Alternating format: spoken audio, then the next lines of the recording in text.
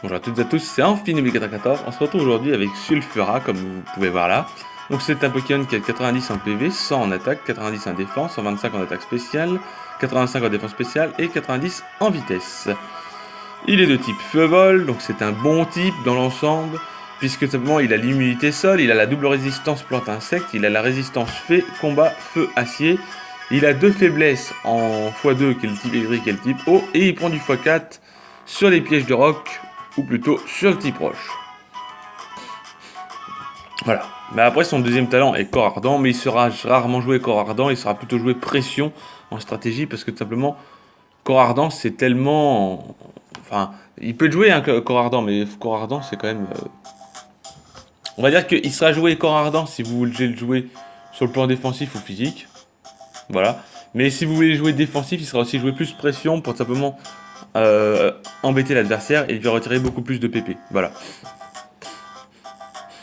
Une excellente statistique en attaque spéciale, un très bon build, très intéressant pour un sweeper de talent, qui, bien que situationnel, se révèle utile, un double type bon offensivement, une vitesse un peu juste pour un sweeper, un double type qui lui octroie une double faiblesse au piège de roc, move pool limité, faisant de Sulfura un Pokémon plutôt prévisible. Mais malgré tout, il est joué dans les Team Stall, pour ceux qui ne savent pas. Il est joué dans les Team Stall avec tout simplement les restes de nature timide, le talent pression. Il est joué Roost, Défog, Lance-Flamme toxique, ou soit Hurlement, ou soit Feu Follet.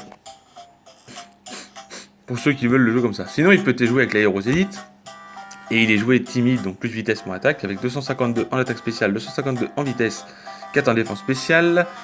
Il est joué avec déflagration, vent violent, atterrissage et demi-tour. Et l'Aérosélite permettra de faire un vent violent à peu près à du 175, hein, je crois. Ouais, c'est ça.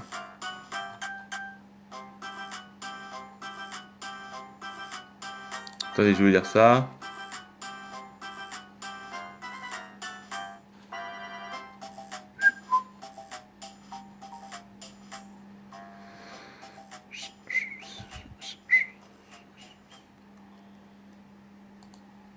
Ouais. Ça lui permettra de faire un vent violent avec le Z-Move. Attendez que je vous dise ça. 110 de puissance. Et avec le Z-Move, ça fait 185 de puissance. J'étais pas loin. J'ai dit 75. Je me suis trompé. Ça peut arriver de se tromper. On peut remplacer demi-tour par anti-brume ou par hâte. Jouer le talent pression uniquement intéressant avec anti-brume. Remplacer déflagration par lance-flamme pour avoir plus de précision et plus de PP. Voilà, à détriment de la puissance. En raison de sa excellente couverture offensive, la puissance de ses stabs de son excellente statistique d'attaque spéciale Sulfura est capable de mettre la pression à de nombreux corps défensifs. Attention, n'ayant pas des stabs avec une précision de 100%, Sulfura peut rater ses attaques dans les moments décisifs. Et c'est ce qui justement est parfois gênant. Voilà. Il peut être aussi joué de manière défensive, avec tout simplement atterrissage, anti-brume, lance-flamme et toxique, avec le talent pression et reste. Comme je vous avais dit, il est joué tout simplement aussi défensif avec les restes. Il est joué défog, roost, lance-flamme. Après, comme j'ai dit, soit toxique, soit hurlement, soit feu follet. Après, ça c'est vous qui voyez. Certains diront toxique parce que toxique tout simplement est quand même meilleur. On est d'accord que toxique est quand même meilleur. Mais après, toxique peut quand même rater. Hein. Heureusement que toxique peut rater, sinon ce serait un peu trop de la triche. 90 de précision, donc c'est sûr qu'après toxique c'est quand même bon parce que ça enlève des PV au fur et à mesure.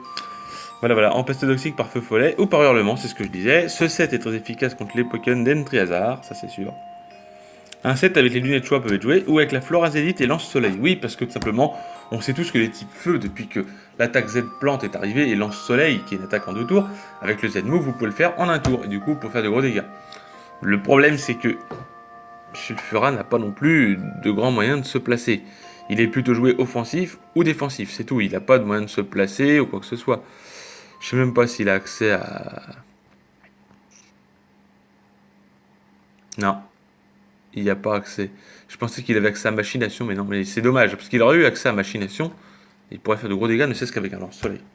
Enfin, c'est comme ça. Les partenaires qui peuvent être utiles avec lui sont Pingoléon. C'est marrant.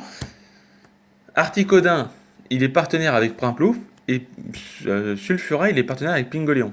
Résiste aux faiblesses roche, eau de Sulfura, et petit anti-brume pour éviter à son partenaire de perdre 50% de ses PV. sur les pièges de roc. En contrepartie, Sulfura peut éliminer